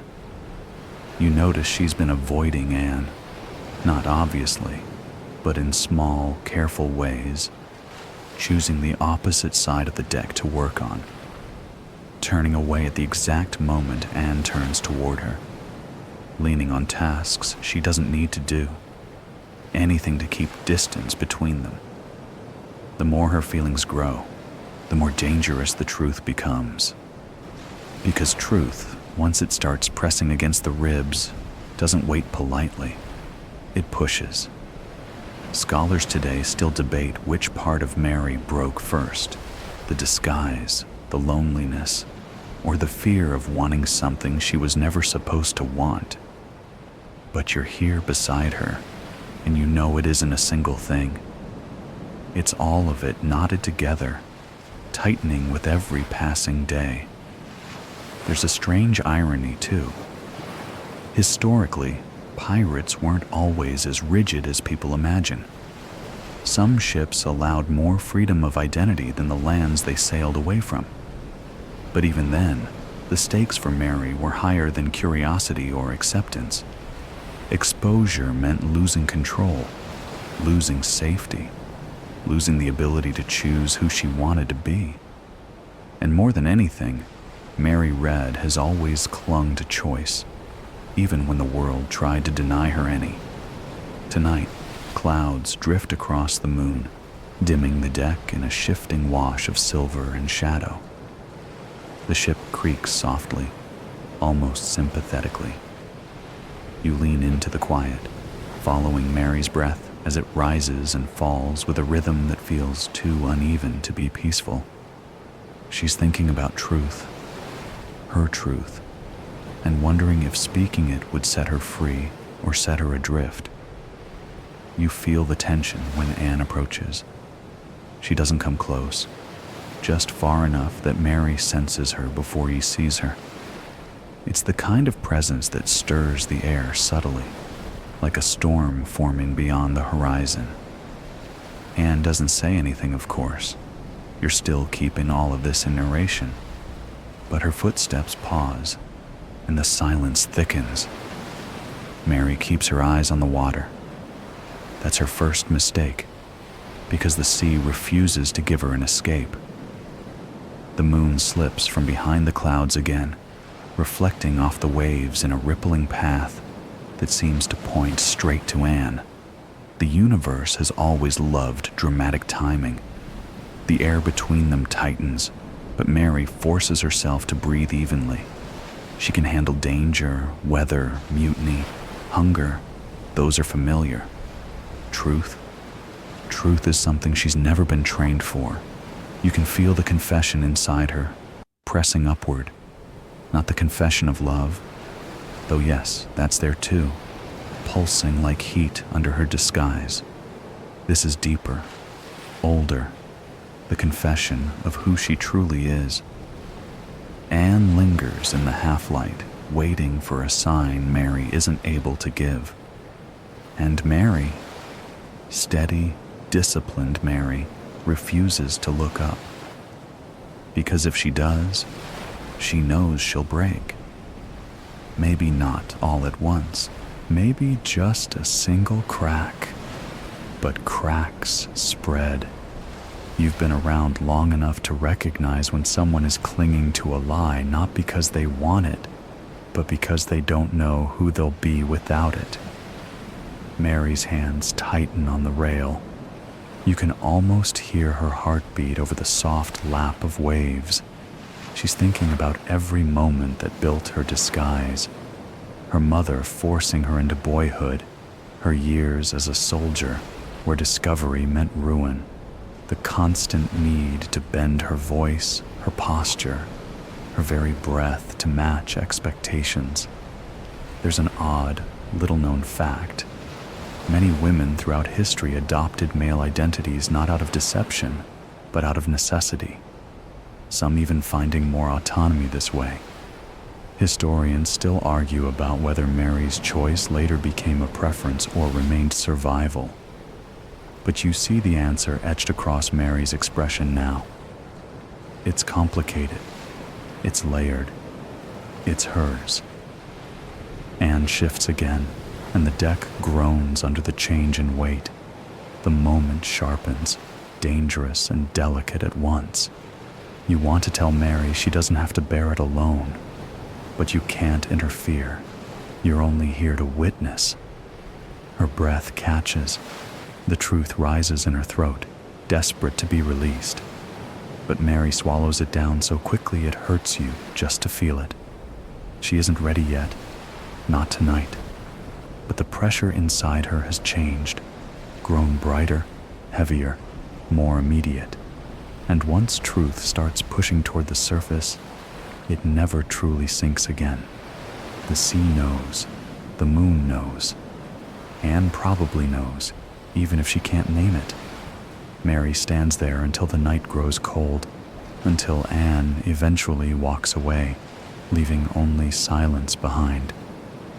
But even after Anne's footsteps fade, you feel the truth pulsing inside Mary like a heartbeat that doesn't belong to her disguise. She won't be able to contain it much longer. Truth always wins eventually, even over fear, even over masks, even over the life she built to keep herself safe.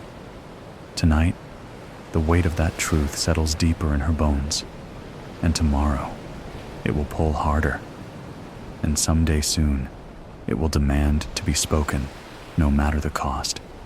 You feel it before anyone else does. The shift in the air that warns you the night isn't simply quiet, but watching. The sea is too calm, the shadows too still, the moon too bright in a way that feels like a lantern held over secrets rather than a gentle companion. Even the wind hesitates, as if it doesn't want to get involved in what's about to unfold. Mary senses it too. She stands near the midship beam, tightening a line she doesn't actually need to tighten, her shoulders drawn just slightly inward.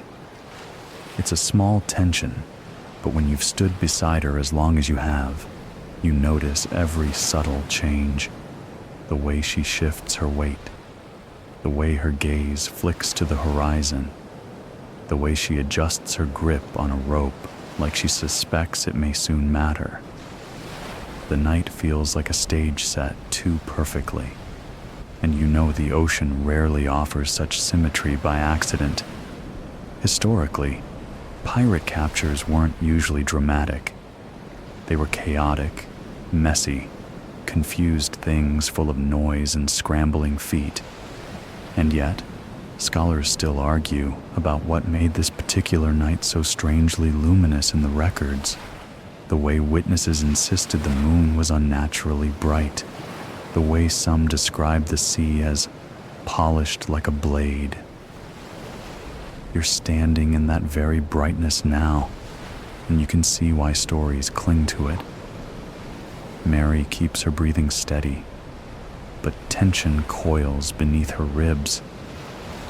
She's been wrestling with the truth inside her for days now, and tonight it feels even heavier, like the ocean might drag it out of her whether she's ready or not. If the universe has a sense of timing, and you've seen enough to believe it does, it chooses the worst moment possible to change the tide. The first sign comes as a flicker on the horizon, a lantern, then another, then too many. You notice them before Mary does, though she catches on quickly.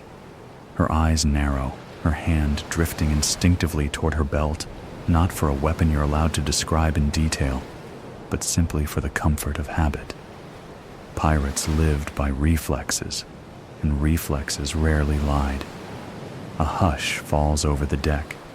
Even Anne, usually bright as firelight and twice as restless, stands still at the stern, her gaze fixed on the approaching lights. For a heartbeat, nobody moves. It's as if the entire crew waits for someone to declare that those are just stars playing tricks on them. You know better. Mary knows better. The Caribbean night doesn't play tricks like this.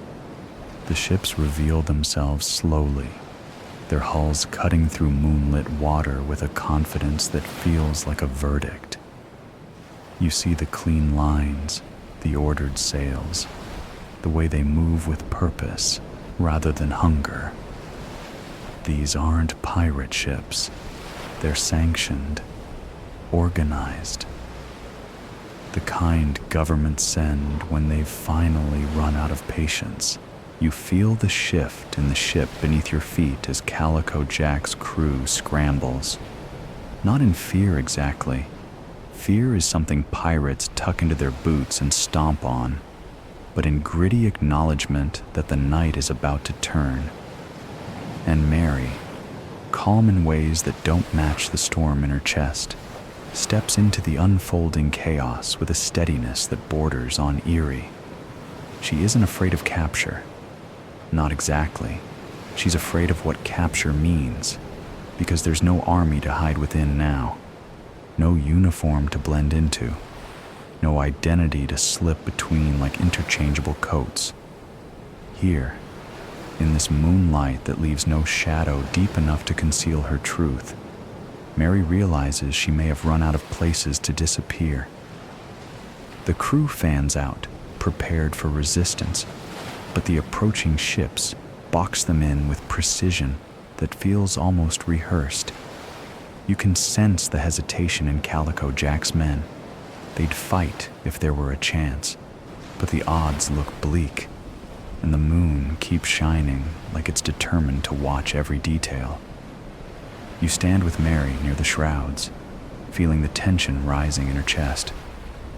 She's calculating options, not for winning, not tonight, but for survival. Mary has always been brilliant at survival, but even brilliance has limits when truth begins to swell beneath the surface. There's a little-known detail historians love to mention. Several accounts describe Mary and Anne fighting harder than any of the men that night. Some scholars debate whether this is embellishment added later to dramatize the moment. Others insist it matches the personalities of both women perfectly, unyielding, relentless, unwilling to surrender even when everyone else had already decided the outcome. You can feel that same spark inside Mary now, not burning upward, but folding inward, fueling her decisions. She isn't fighting for glory. She's fighting because the alternative is letting the world unmask her on its own terms. Still, resistance only delays the inevitable. The moon stays uncomfortably bright as the enemy closes in, illuminating every detail, from the confident stance of the boarding crews to the resigned fear flickering across the deck. The capture unfolds not in a rush of triumphant noise, but like a silent choreography, each movement measured and chillingly calm. Mary stands firm until the moment she realizes the deck is lost, then stills so completely that the night seems to pause around her. You feel her chest rise in a slow, controlled breath, the kind she learned long ago in regimented drills where composure meant survival. And then, the moment hits. 2 soldiers approach her. The moon makes their shadows long, stretching behind them like dark warnings. Mary doesn't flinch. She lets them take her arms, lets them bind her hands, lets the world tilt toward whatever comes next. But inside her, everything is shifting, like a storm forming in a locked room. Because she knows capture means questioning. Questioning means scrutiny. Scrutiny means the truth she's been holding down with both hands might finally break free. Anne is dragged somewhere behind her, though Mary doesn't turn to look. She can't. If she does, everything inside her will splinter. The ocean seems to understand, its surface trembling with small silvered ripples. You feel Mary's heart beating fast, too fast, not from fear, from inevitability. She has spent her whole life outrunning truth, disguising truth, mastering truth. But tonight the moon shines too brightly, the world closes in too tightly, and her disguise feels suddenly too thin. Capture is not the end, but it is the turning point, and Mary Reed, bound beneath a merciless moon, knows that the tide has finally shifted against her. The truth inside her no longer sinks. It rises. And soon, whether she wants to or not, she will have to let it surface. If you've ever stood on a deck at 3 a.m. and thought, wow, everything feels suspiciously calm, almost like the ocean is planning something, then congratulations. You and Mary Reed now share the same brand of paranoia. The moon wind drifted so smoothly across the black water that even the gulls had given up complaining. The waves weren't waves anymore. They were just gentle wrinkles on a very tired blanket. And for the first time in weeks, Mary felt quiet. Not peaceful. Don't get too optimistic. Just quiet. She stood near the bow, the moon hanging above her like a nosy aunt who definitely wanted to ask if she was seeing anyone yet. The silver light caught the soft edges of Mary's face, the shadows beneath her eyes, and that little, reluctant softness that had been growing in her chest since the night of the confession. That wasn't quite a confession. Behind her, the deck creaked, slow, heavy footsteps that only one person on board walked with. Jack. Because of course it was Jack. Fate really needed a new hobby. He approached with that half-smirk, half-mask expression of his, the one that always made Mary's heartbeat trip over itself like it wasn't paying attention. "You're up late," he said quietly. Mary didn't look at him.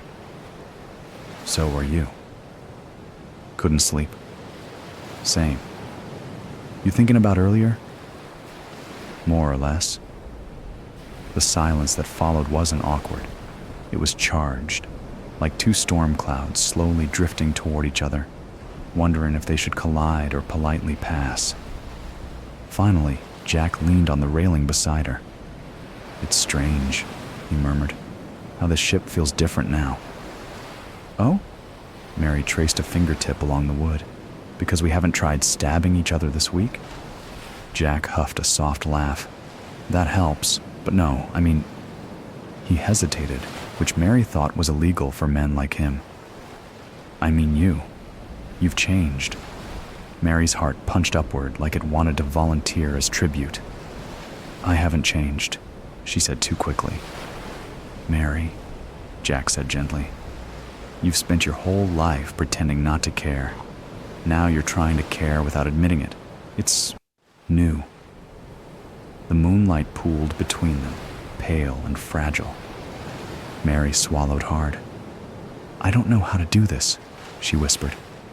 Jack looked at her, really looked, eyes darker than the water below, but warmer than she deserved. You don't need to know, he said softly. Just stay. Just be here. That's enough.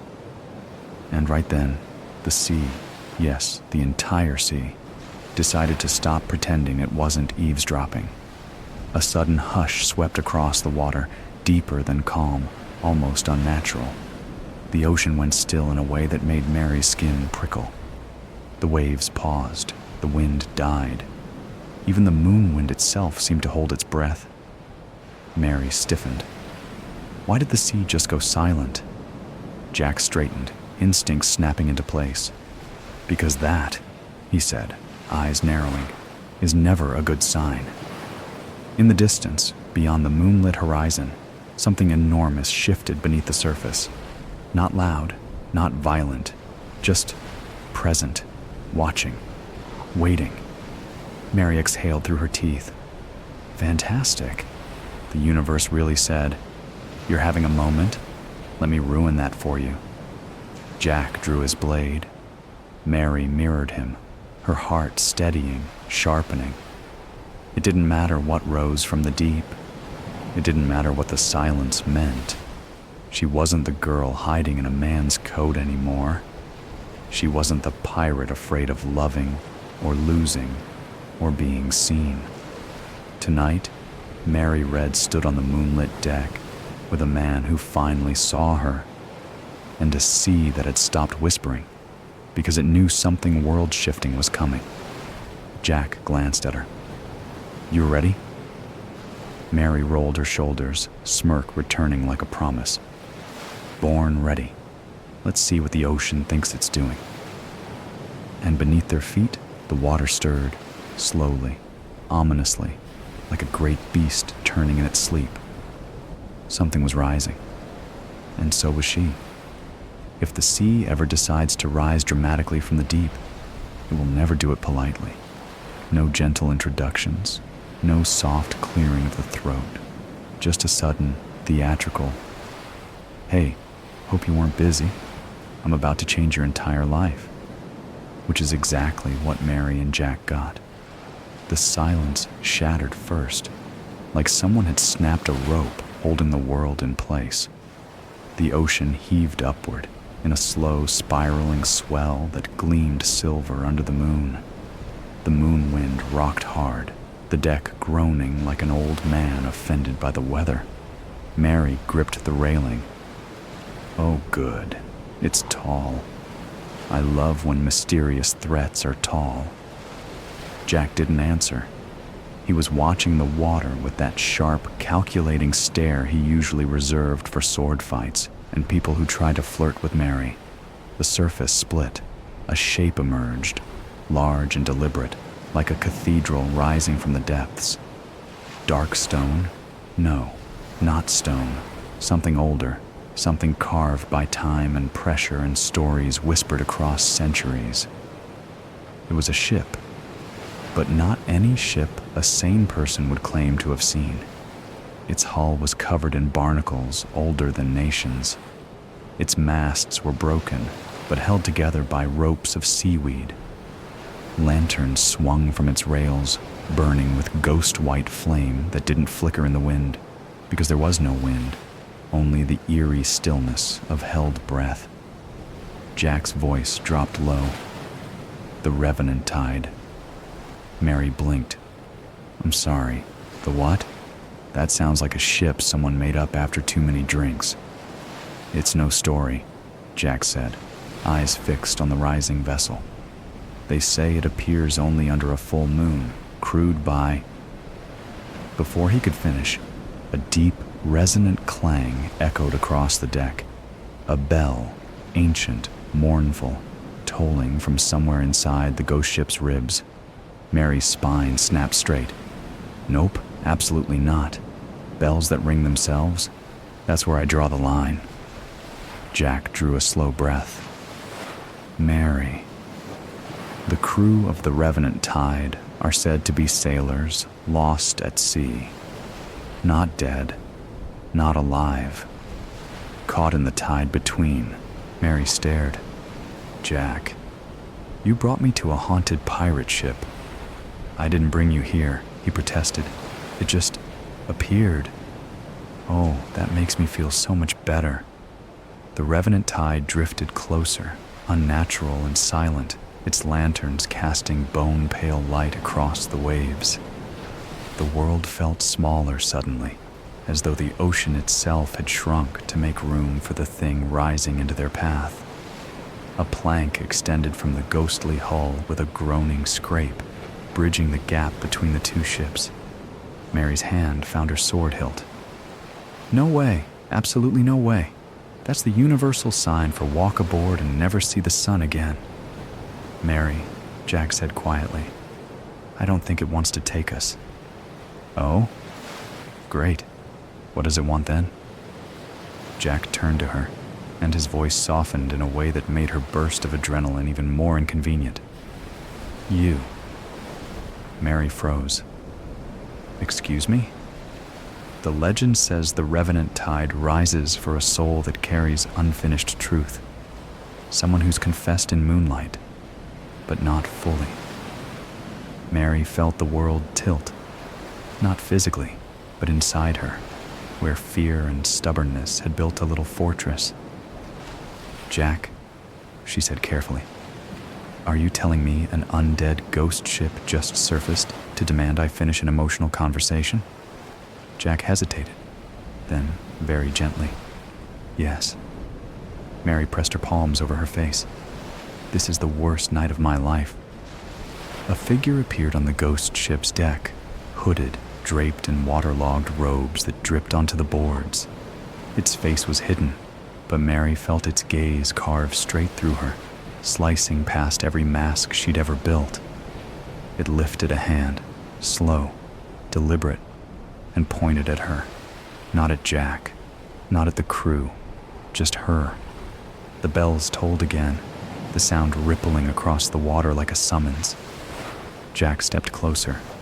Mary, you don't have to go, but whatever truth you're carrying, the ocean's done waiting. Mary let out a shaky breath. The moon shone on her cheek like a silent encouragement or a warning. She lowered her hands, straightened, set her jaw. I'm Mary Reed, she said aloud, voice steadier than she felt. And I don't get pushed around by the living. I'm not about to start letting the dead try it. Jack's voice was soft. Then what will you do? Mary took one step toward the plank, then another. Finish it, she whispered. And as the sea held its breath, Mary Red walked toward the Revenant Tide, toward truth, toward fear, toward whatever waited in the quiet beyond the moonlit silence. The sea remembers things long after people stop telling the stories. It doesn't talk about them, not in any language you and I would recognize, but it keeps them tucked away in its currents, the way old librarians keep secrets. Quietly, respectfully, and with an odd kind of pride. So when you find yourself drifting on a calm morning long after that moonlit encounter, you can feel those memories brushing against your ankles like curious fish. They're not trying to frighten you. They just want to be acknowledged. Mary Reed's trace is one of those currents. You feel it before you see anything, before you understand anything. A kind of stillness beneath the surface, a weight that isn't heavy, more like the pressure of a hand resting on your shoulder, not demanding, just there. The Revenant Tide is gone now, vanished as though swallowed whole by the night. No splash, No shadow, no dissolving into mist. One moment it existed, lanterns flickering with impossible light. The next moment it simply wasn't. And yet you can still sense the space it left behind, like the outline of a ship pressed into the air. Mary is gone too. Not in the tragic sense, not in that melodramatic ocean claims the hero kind of way. Her absence is different, intentional, chosen. She stepped into a truth so sharp and personal that no one else could walk alongside her for the last piece of it. Not Jack, not the crew, not even you, despite how closely you followed her through storms and battle lines and moon-soaked confessions. Some endings, the sea insists, must be walked alone. But she didn't disappear into death. She disappeared into story. And that's a different kind of immortality. You drift across the water, remembering the last moment you saw her. Back straight, boots steady on the plank, moonlight sliding across her shoulders like a blessing she didn't ask for, but accepted anyway. The hooded figure waiting, the hush in the air so absolute, it felt like even time was trying not to interrupt. Then the shift, small but decisive, when Mary crossed the threshold and the ship recognized her. A flare of light, a sound like a sigh rising from the ocean floor, and then silence. The kind of silence that makes you realize something has completed itself. Jack stood beside you then, but now he's only a memory layered into the waves. You imagine him still sailing somewhere out there, pretending he's not looking for her, pretending he's fine with everything that happened. But the ocean keeps records, and those records insist he turns his head toward every horizon where the moon hangs low enough to touch the water, just in case. As for you, you continue drifting, because that's what happens after a story reaches the part where words can no longer follow. The sea lightens beneath you. Morning's first gold threads drip across the surface, pulling you from the eerie silver glow you've carried since that night. And with that sunrise comes the echoes. They don't sound like voices. They sound like impressions, like the emotional aftertaste of events too large or too quiet for language. You feel the outline of Mary's life settling into the air around you, her childhood shaped by disguise, her soldier's years steeped in contradiction, her pirate days crackling with unspoken longing, her love folded carefully behind a mask she never wanted but never abandoned. You don't see her, but you sense her, like a warm indentation left on a chair long after someone stood. She isn't haunting the sea. She's woven into it, and the sea seems almost proud of her. You close your eyes. The water rocks you gently, like it's trying to nudge you into understanding one last thing. Mary's greatest confession wasn't spoken aloud. It wasn't given to the hooded figure or to Jack or to Anne or even to you. It was something she offered to the ocean itself, a truth carried in the tension of her shoulders, the steadiness of her breath, the decision not to run anymore. She wasn't confessing who she loved. She was confessing who she was. And the sea, old and patient and full of stories, accepted her without question. As the morning continues to brighten, you sense the currents shifting beneath you. Not dangerous, just purposeful. They carry you forward, as though escorting you away from the place where Mary's story submerged and into the space where your own thoughts begin again. And that's when you hear it, a whisper woven into the wind. Faint, fleeting, but unmistakable. A laugh, quiet and familiar. A laugh that once hid behind every mask Mary ever wore. A laugh that survived storms and battles and disguises and one impossible moonlit night. It slips past your ear like a ribbon of memory, soft as foam. The ocean ripples once. You smile without meaning to, because the sea keeps its promises. And when a life ends not in defeat but in truth, the world doesn't mourn it, it echoes it. You look back one last time, knowing there won't be anything to see. The revenant tide leaves no trace. Mary leaves no shadow.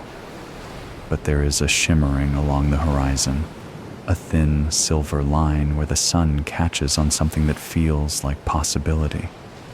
Maybe it's only light. Maybe it's something more.